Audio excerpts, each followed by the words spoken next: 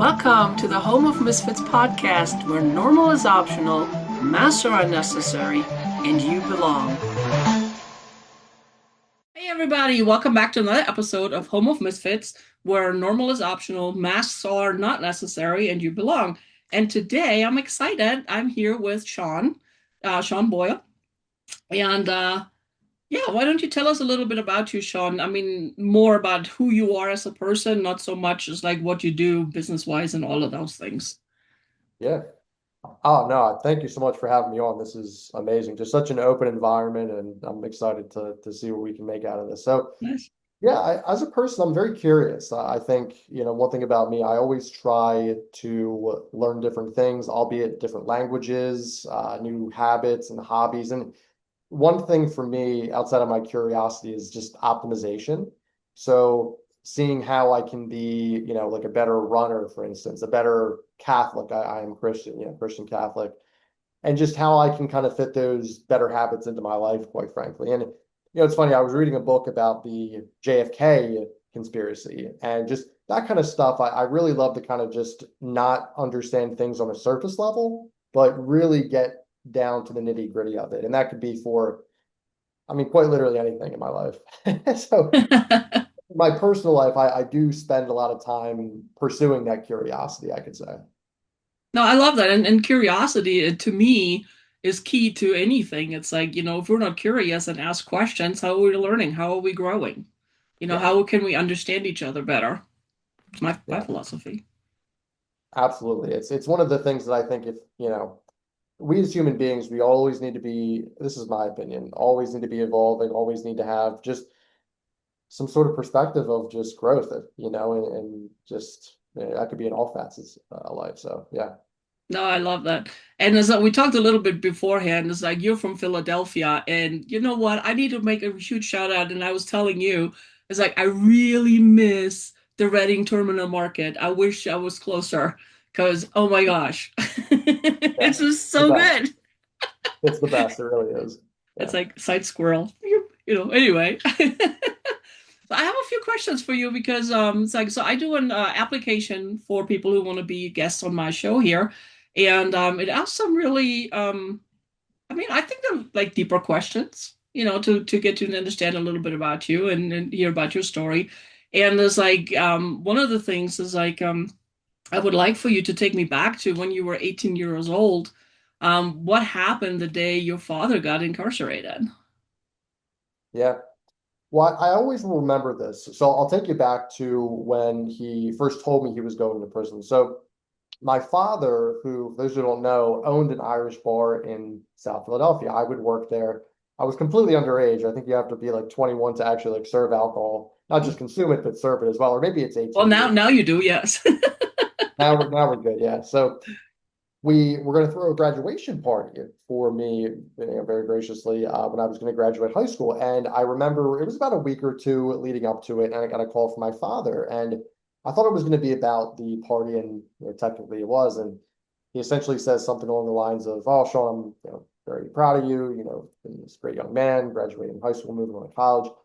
But I have to tell you something very honestly. There's going to be a little bit of a delay in the party, if we're even going to have it at all. I've just been handed a letter today, and I am being indicted by the federal government. I'm going to prison for many, many years. And I didn't really know how to handle that. It was one of those things that I definitely think, I don't really know what the word is. I was kind of in shock. WTF? Yeah, right. It was one of those things I just like, I was so emotionally on a high, I couldn't necessarily process it, right? Hmm. The same goes, for instance, like if someone's having like a panic attack, like their brain's kind of scattered, like it's like a it's all fuzzy, like they can't really make sense of certain things. Right. And that's kind of how I was. I was in such like a I was like, what? Like this was just such out of left field. I didn't know what was happening. So we can go down the rabbit hole, but it was obviously shock. But the first thing, quite frankly, that came to my mind was, how are we going to make it? How are we going to provide? And as we can get along more in the story, there were numerous family members that actually kind of came to the rescue, and were able to actually support what was going on. Well, I mean, I cannot even imagine. It's like, I mean, I can because it's like, we've all had those moments where like on this high was like, oh my gosh, everything is so golden, and there comes the whammy, wah wah wah. It's like like totally throws you for a loop. And Yeah. then sitting there going is like, oh man, what do I do now? It's like what the fire truck actually just happened. Yeah.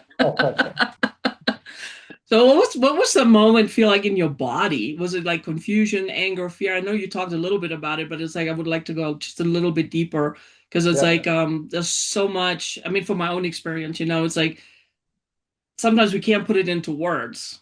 Maybe you Yeah. can.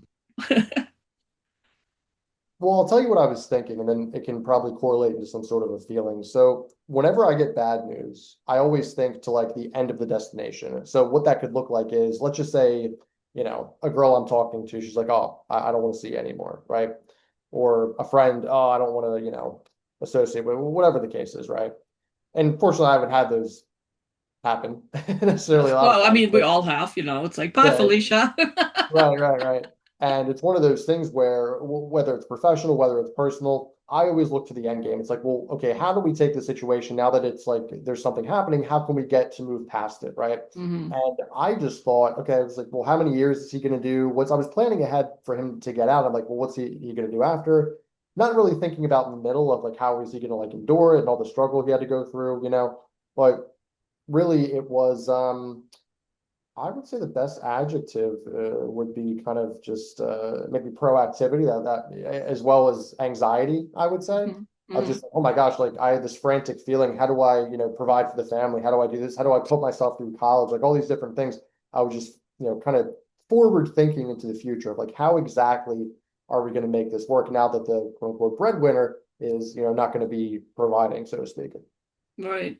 Yeah, it's like for me, it's like I go in problem solving mode. It's like, it's like how can we fix this? How can, but that's me, and I'm sure some of our listeners and viewers are the same way. It's like, okay, let's just go and not focus on how can we solve the problem and move forward from here.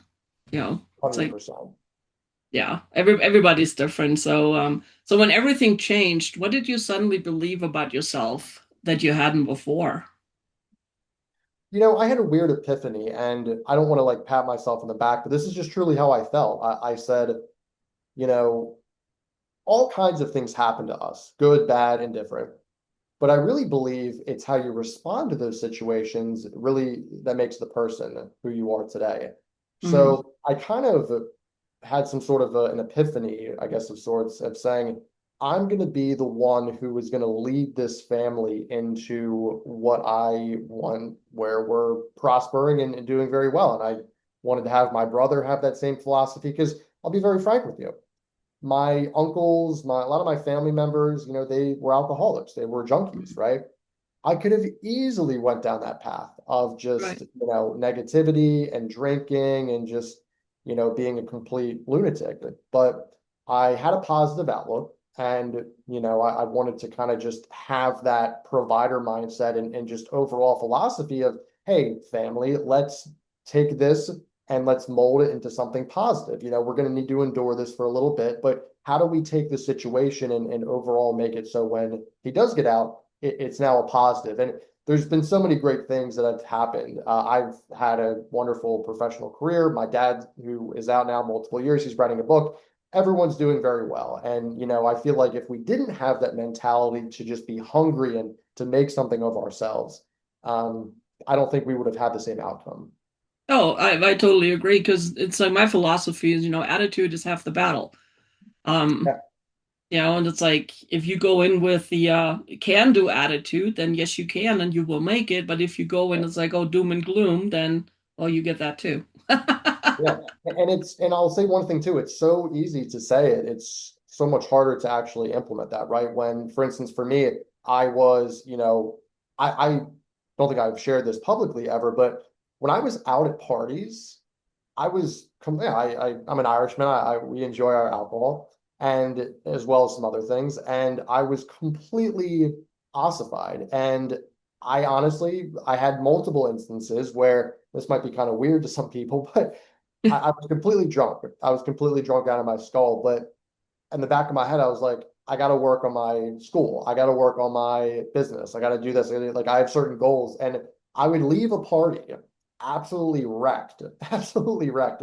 And I would go back to my dorm or house or apartment, wherever I was living at, and I would get to work. And Right. granted, it wouldn't be the best of work, because I was not in the right mindset, but it was that, okay, I need to like I need to do something. That there's something that's pulling me. There's something that's driving me. I have to escape this current reality. Sure, I could go and have fun and party till to the wee hours, and sure, I did that on several occasions in college. But it was one point where I just said, okay, this needs to stop. This need if I'm going to do exactly what I'm saying I'm going to do, I need to have Hmm. a certain attitude shift. And it was hard. There were some times where I'll be very frank with you, doctor. I had, a girlfriend who wanted me to stay and we would have like a lot of fun together. I would have friends who wanted to, just have a great time, up at Penn State. And it was very hard to say no to that and be disciplined. And I can't tell you how many times I would cry, quite frankly, going back to my, dorm or whatever, because I was so emotional. Oh my gosh, why am I doing this? Why am I putting this pressure on myself? Why don't I just do the thing and live a normal college life? But to me, how I interpreted normal was doing what everyone else is doing. And if I'm doing what everyone else is doing, I'm not going to be that 1% or whatever that is going to move Right. its family forward. So that's kind of just how I thought about it. No, and you're right, because it's like we tend to go the easy route. I mean, we're humans, the path of least resistance. And Yeah. sometimes it is following the crowd, but it's like if we want change things for us, we have to do something. And it doesn't have to be monumental. And it's like good kudos to you for leaving the party, going to your dorm or house or whatever, and doing a little something towards your goal. That's awesome. Yeah. Because it's like, I mean, for me, it helps me pull me out of the whatever funk I'm in, and it's like, well, I'm gonna do it. I don't want to do it, but I'm doing it anyway. And eventually it's like, oh yeah, I'm so glad I did this, you Yeah. know, and that's all we can do. It's like do a little something. So kudos to you. That's awesome. Was there a moment where you realized no one's coming? It's on me now. That was probably the epiphany I had when my father had that call with me talking about the graduation party in the bar. Um, I kind of always thought that too, because my parents got divorced at a young age. I had multiple deaths in the family. I think I had like 4 or 5 deaths Oh in a wow. stretch of like 6 or 7 months. It was like crazy. And as I started to mature, which I had to at a very accelerated age, I've always thought to myself, okay, like this thing we call currency and money, it doesn't just come from the sky. Like I have to work for it. I have to earn a living. And then not just that, but I have to look a certain way. I have to like look presentable, right? I have to, you know, have a decent, healthy diet and body and all this stuff. And it wasn't more like a have to, it was more like to really excel and be the person I want to be, like that discipline that I talk about. So that I learned when I was really a kid, but it's I It's a good think lesson to learn. yeah, and I'm still always learning. Yeah, there's so much stuff to learn. It's just I think that was one of the things I was kind of privileged with to learn early is all this suffering and all this kind of crazy stuff that happened. It did give me the perspective of independence and not relying on anybody. I think that was one of the biggest things I did learn early to be able to provide for myself so I Hmm. can down the line provide for others. Okay. Yeah. I mean, wow. Yeah. It's like, what did you get wrong about being a man back then? Wow. I know, right? How much time do you have? Well, the condensed version, please. Right, right. I think Just the pick one or two.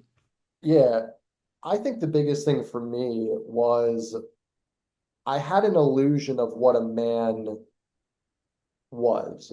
And what I mean by that is I think when I graduated high school and I went to college, right, I saw these frat guys that have all these girls around them and they make, a lot of money, which I didn't even know how they made their money, until I learned, and I'll tell you in a second, and all these wonderful things, all to know that it was all an illusion. Mm. They did a lot of drugs. That's how they made their money. They would sell various amounts of narcotics. the reason the women were around them is because they had money. It wasn't because they liked them for their character. They didn't have the best grades either. They would pay people to take their exams. They had zero admirable qualities. But what I would see was that shiny object, short-term pleasure, one night out on the town kind of guy. And I would aspire to be him, which hand raised, I was that guy. Not that I was like selling or anything, but in terms of, I Right. guess, trying to be that person and trying to put on that kind of bravado, that's Hmm. really what unfortunately would happen. And it wasn't until I, shocker, learned that wasn't the way to go about being a man. Surprise. Surprise, right? To where I said to myself, okay, I'm going to need to make a change here in some avenues, because what this is not this is just chaos. This is not peace and joy and what I want my life to be. Right. Oh, That's a good lesson though. Because it's yeah, like so many times you know, we want to be the Joneses. We want what others have because we see the glitz and glamour and everything, but we don't see behind the facade. We don't see behind, we don't see the struggle. We don't see all of that. We just see this like the glitz and glamour. It's like, ooh, this is something to strive for. Unfortunately, everywhere you look in society, social media, advertisings and everything, well, this is what's being pounded into us. Be like this. No. yeah, 100%. I couldn't agree. Um, yeah. Let's see. What was the part no one saw? The messy, ugly, non-inspirational part. I think we just touched a little bit on that. Yeah, I think the messy parts that no one really saw, which I didn't let anyone see, first off, even if I wanted them to, but I just had such a, I don't even know if you want to call it dilemma, but it was just like, what do I want to do with my life? Like, especially when I was in college, so Mm-hmm. I would have those hours where I would be in isolation. I would be working. I would be by myself at the library at a certain thing.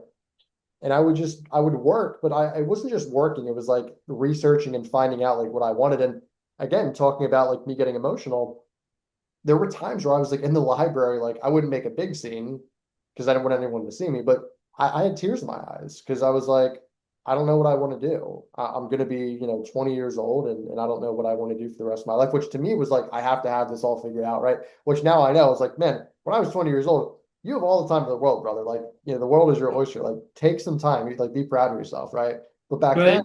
I had such a mindset of I need to get this done now. I need to figure this out, that I was just so frantic on figuring out what I wanted to do and my career path and just how I kind of wanted to shape my life. Um, I would get emotional, and I would get, I would kind of feel depressed and anxious, where I would isolate myself instead of my friends who wanted to come and see me. I'd be like, yeah, guys, no, I'm gonna, chill out and watch, YouTube or whatever. And I think that was one of the things that I regret in college is I wish I would have, been out there more and, experienced more social aspects instead of just like having a pity party for myself. So, Right. Well, I yeah, was just thinking, it's like, you think it would have made a difference if you would have let people in to see that part of you, that emotional, that I'm lost, um, kind of part? You think it would have made a big difference? I think so. If Yeah. I would have let them in, certainly. It's just, I'm a very and I feel like I've opened up as the years have gone on, but in some parts of me, I still think I'm very reserved. Hmm. And I don't know why that is. I go to Well, therapy. because being vulnerable is a scary thing, really. Yeah, You it's know? certainly a scary thing. Showing your true character and, oh, is the world going to like me? How am I going to be judged? All this stuff. And um, I definitely think it would have been something I would have had a positive experience in letting people in. And, but I think the bigger question for me, honestly, was how do I let people in? Instead of being so closed-minded and have that closed guard. I talk about, it's funny, it's kind of a dichotomy of minds, right? Where in different people, I talked a lot earlier in the show about being open-minded and curious. Back then, I wasn't. I really wasn't as curious as in certain Right. things I was, but yeah, but I probably was more closed-minded. I had a more black and white kind of mindset on the world instead of being, oh my gosh, like, there's so much more gray than there's ever been. Right. Oh, if only we would have known then what we know now. Oh, I know. Things would be so different. Yeah. But it's all good. Now, where did you almost go off track? Well, I'll tell you a story. I think it was probably the lowest of my low. And yeah, I'd say this is probably the worst thing that I've had. So there was a girl I was seeing. Is this the worst thing? Because I want to give you an accurate answer Oh, here. one of them anyway. There's so many, yeah, there's so many things I could say. Well, I'll just tell you one. There was one where I've never been a big drinker, nor have I been a big like drug guy. It's funny, I've actually quit all that stuff in like 3 or 4 years sober. I never have had like any addiction, knock on wood, with that stuff. But to me, it's like it's kind of a waste of the time. Like time, I don't want to just have that in my life, especially the alcohol. It's just it's to me, it's not something I want to have in my life. But there was a Hey, time in being college. Irish and all, I get it because I grew up in Germany, so Yeah. I get it. Anyway, Yeah, no, it's like a second, it's like it's so social, it's so involved in like the culture. But there was a time when I was at Penn State, it was my junior, senior year, and I was ready to, graduate and do my thing. And junior, senior year were honestly some of my more stressful years because I just had, again, the notion of I need to have this figured out. I need to have this figured out now. If I don't, I'm a failure. That was kind of my mindset, right? So I was very emotional. And I hmm remember one night specifically, I probably had more drinks in one single short period of time that I can remember. And that led to me doing other stuff. Like I would smoke a joint, and I would go in the bathroom, and I would put something up my nose. And I was so out of sorts that and I'm not proud to admit this, but I'll be vulnerable on the show. There was a point in time where I had a complete, what do the people call it nowadays? A crash out.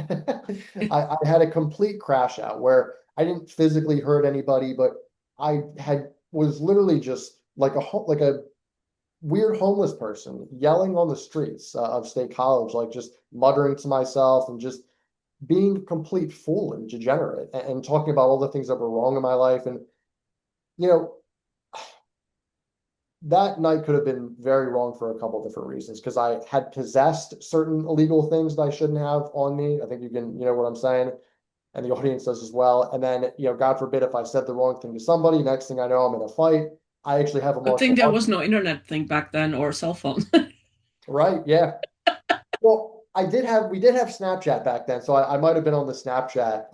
Okay. Yeah, I might have been, I might have been on there, but regardless, I have a martial arts background, so I know how to fight. God forbid if I like hurt someone like substantially, it's game over. I'm going to be locked up. I'm going to be sent to prison at that point, right? So that was the closest it's ever been to really getting off the rails. And after that, I mean, talk about a revelation. I was so overcome with just embarrassment and shock and just I went to an AA meeting. That was the Mm. first AA meeting I've ever went to. It was weird because I was the youngest guy in there, and I'm hearing people talk about I'm worried about my little outrage with being on drugs and being on alcohol. There's people who they've beaten their wife, their kids, they have taken money to buy alcohol that they needed to pay the mortgage, they've lost their house, they've lost their family, and I'm over here complaining about my little situation. Like Put there's things into so perspective, doesn't it? Absolutely. And I was so overcome with emotion at that's what kind of put me on the track of thinking about being sober. Because I'm like, these people are not just, well, we're all flawed as human beings, but these people, they're on the track of getting back to their life, really. And I want to be on that. I want to be on that. And I was just so grateful to be in that room. It moved me to tears. It was a beautiful thing. So that's probably the closest I've ever been to really losing it and hmm losing a sense of reality and sanity. Okay. So, you know, um, coping, I mean, yeah, it's like the alcohol, the drugs and everything. Clearly that don't help. Did you do anything else to cope that didn't work? Uh, Women, I would say that was the big one for me. Women, quite frankly, was the biggest thing. because with women, I was able to, and I'm not proud to say this, but back when I was in college, I would put on a mask of, okay, I think one of my strengths as a human being is I'm able to like see people, read them. Like, I'm not saying I'm a mentalist, but like, you know what I mean? And I'm like, all right, this is what this person probably likes, and I would be that person for the night, right? And maybe it would work, maybe it wouldn't, but being somebody else would give me a lot of joy, and it would be kind of like a fun, like the chase and the dog and the bone, right? So it was one of those Yeah, things that right. I was able to escape. That was kind of my escape throughout college, and Hmm. it took Yeah. me to a point where again, like it was never ending. It was getting worse and worse, and it was almost like an addiction, right? Because Hmm. technology nowadays and the videos that are out there, it's evil in my opinion. So Plus, I mean, it helps you that way you don't have to deal with what's really going on, yeah, because you're so preoccupied. right, yeah. Those darn demons, man. Hmm. Was there a specific moment when things started to shift for you? Not externally, but internally? I know you mentioned a few, like your epiphanies and everything, but was there like a specific moment? There was a specific moment which I would say was probably there's a couple different moments, but I would say the version of myself is probably the best it's ever been. I say in 2023 when my girlfriend had actually broken up with me because I was a terrible boyfriend. I was absolutely awful. Is when I stopped drinking when I went completely sober. That's when internally, truly, I feel like I got back control of my life because there were certain things like I would go to the gym more and I would exercise more and I would just be consistent with work. Like that's what got me to really get past college and to be the person I would go to like some other clubs and do that, like martial arts club, and that I would run that and that would be fun. But really not drinking and being sober for I think what it's almost going to be 4 years, it really does something to somebody. And for me, especially, I have just such a clarity of mind of what's right and what's wrong and just being the best person I can be. So that's when I really think things improved internally. And then once you're able to take care of yourself again, now you're able to take care of others. So externally, things really started to just have that not bell curve, but that steep acceleration of just self improvement. No, I love that. Yeah, I mean, it's like this is what I tell my clients too. It's like, you work on yourself on the inside, Yeah, and it radiates out, and everything else will fall into place eventually. yeah. So Good I love point. that. What decision did you make that changed the direction of your life? I think you just mentioned that the drink is stopping to drink. Yeah, There's another one. it's going to be hard to beat that. I would say fostering my relationship with my higher power.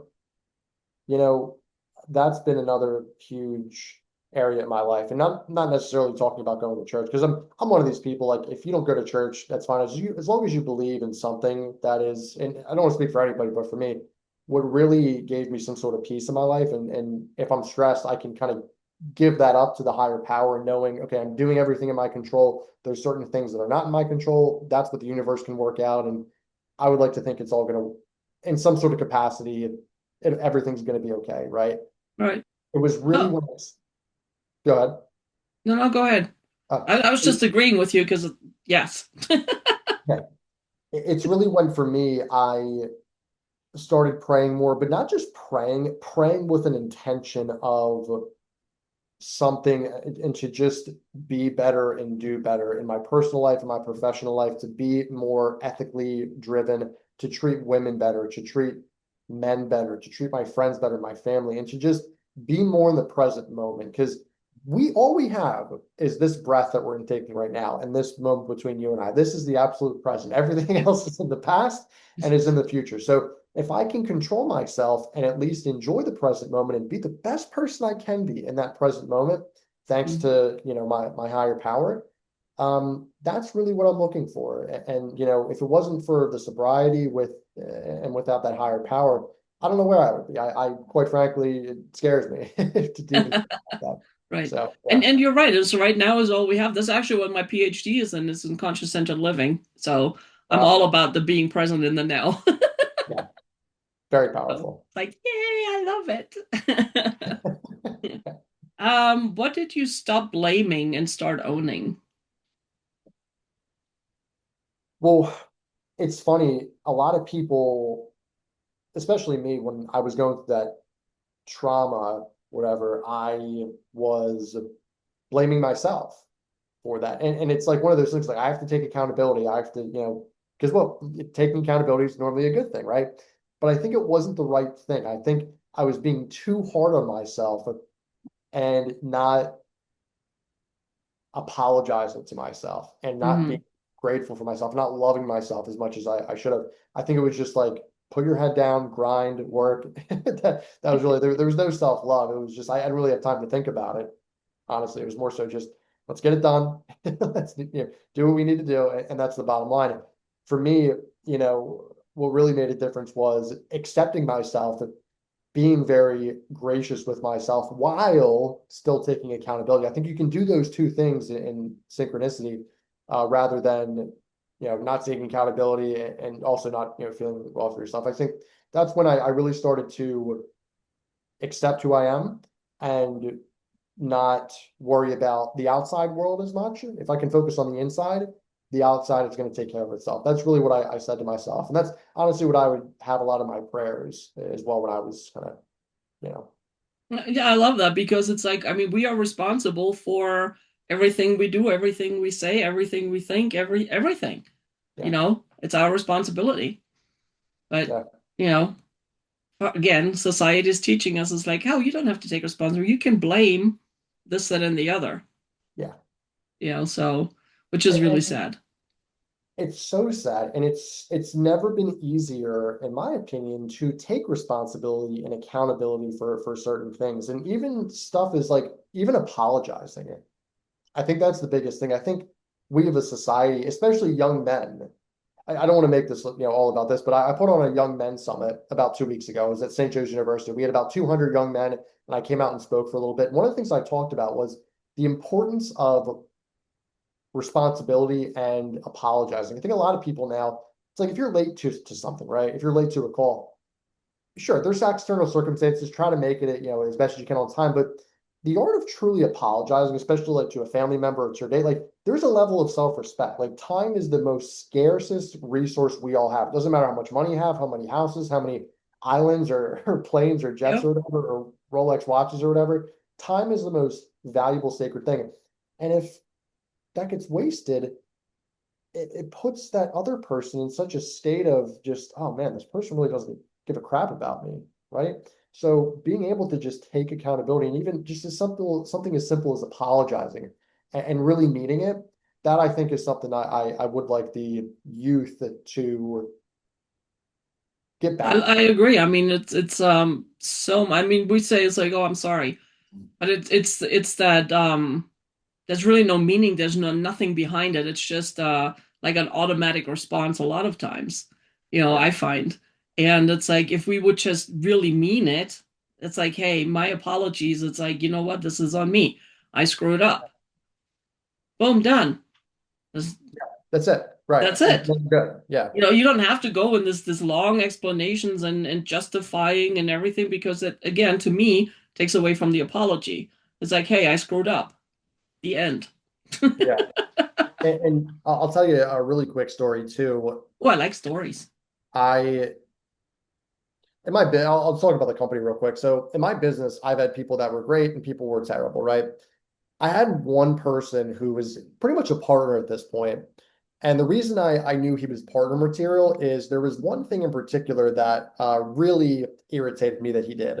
He, I think he was like late to a meeting. He did all the stuff that he shouldn't do. Like it's just stuff like this. It was a big deal. It was a big quote, big potential client, and he completely screwed it up. I was waiting for a response for about an hour, and he sent me the most beautiful phone call. He calls me, which is a huge sign too, because we're all on like the digital world Slack. So for someone to actually get like a phone call instead of like just like a quick little chat message is something, that really Right. took. He didn't just call me. He said, Sean, I've honestly spent the last like 60 minutes very upset with like how I handled the situation. And he just went through XYZ, like apologizing and what I'm going to do better. And again, it wasn't what he did in that moment, it is what he did after. And the fact that he's so self-aware and conscious of how he presented himself and the state of just self-improvement, saying, hey man, I effed up. I am so sorry about this. Here's what I'm gonna do to fix it. That really put me in a state where I'm so much more comfortable with working with him because now everything is above board. It's completely honest and we don't need to hide anything. We don't need to play this little game of, oh yeah, like it was all right. Like I was okay. No, like I was really irritated. I was very upset. And he gave me a very good, hard fought apology. So back to my point earlier, that's exactly what I think people need to do nowadays. And it's so simple to your point, but not a lot of people. Well, I mean, the other thing too, it's like you sent me a really nice message yesterday that, hey, I will be there, blah, blah, blah. And in my mind, I responded, and then the squirrels got me, so I never hit send. But the point is, it's like sometimes it's just a little note too. I mean, I can tell you, it put a huge smile on my face and my heart. I was like, oh, wow, this guy really gets it. Yeah, And then I apologize for the squirrels. Yeah, it happens. yeah, it really does. And listen, that's the thing too, is life happens sometimes. It's not all Right. perfect, but how we respond to it and how we make others feel, that's really what matters in my opinion. That's the key, yeah. Yeah. So, is there anything you would like our viewers and listeners to take away from? Do you have a message for them, something you want them to take away from us today? Oof. I I would know say there's so much. It's like, listen to the whole thing. There's so much good stuff in here. I think the biggest thing is if someone's struggling, and I'm no Tony Robbins over here, but what really helped me and to just find some sort of way in life is take all stimulation out of your life for about an hour. Sit quietly with your thoughts, no stimulation, no anything. You'll be amazed at what you can actually get done in your own head and what you can kind of come up with. And I'm talking about professionally, personally, whatever you're dealing with. I really believe we have the answers. We just need to be kind of unplugged, so to speak, and have some time to actually process what's going on. And if you're alone with yourself, you can kind of understand what's going on and really take time to formulate a plan of action for whatever you're trying to do. And I think that's really powerful. I think we need, in that case, more just thought amongst ourselves rather than like another cold plunge or another podcast to listen to. I think talking to ourselves internally is really something powerful. Yeah, I'll always talk to myself because, sometimes we need expert advice. Yeah, you do. Well, and the thing is like to add on to that a little bit, it's like get out of your head. When you do that, when you talk to yourself, get out of your head, get in your heart. Put your hand on your heart, whatever it is to focus on Yeah, here, because your heart never lies to you. You yeah, know, it's like when you're in your head, it's the ego, it's the experiences that you had, and all of those things. Trying to talk you down and trying to whatever it is. But when you go in your heart, that's where the true answers are. yeah, So it's like, let's see if it works. On absolutely. hearts, there we go. Ta-da! I love this. What a great way to end on. I know, right? Yeah, So, Sean, if people want to get a hold of you, what's the best way to get a hold of you? for sure. At this point, you guys can just go to my website, seanboyle.com. That's SeanBoyle.com. Shoot me a quick message, see what we can do. I'd love to connect and talk.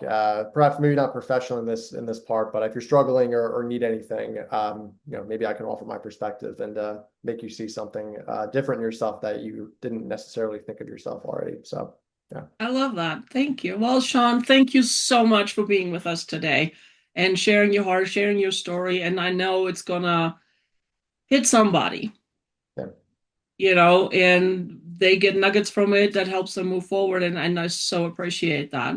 So thank you, thank you, thank you, thank you. It was my It's, pleasure. Thank you life so is much so for being good. a great host. Thank you. Okay, thank you. That was it, guys. We'll be back next week with another episode. And until then, remember, normal is optional, masks are not necessary, and you belong. So we'll talk to you next time. Bye. Thanks for listening to Home of Misfits by Matters of Perspective. You belong.